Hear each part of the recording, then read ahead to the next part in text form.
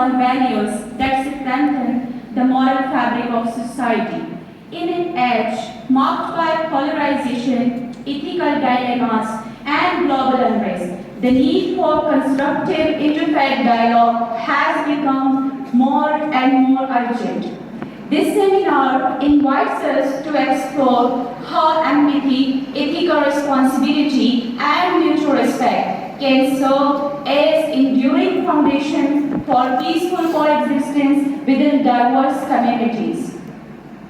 We are deeply privileged to host Professor Engineer Bediyuddin Sahروردی Sahab, who is an eminent Pakistani Canadian Islamic scholar, the esteemed Sheikh of Sahrowardi Sufi Order, the founder of the Islamic Supreme Council of Canada.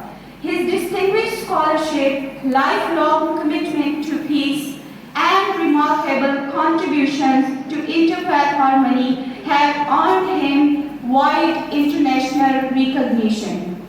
I now respectfully invite Professor Engineer Bediyuddin Sahrowardi Sahab to grace the podium and share his invaluable insights. I also request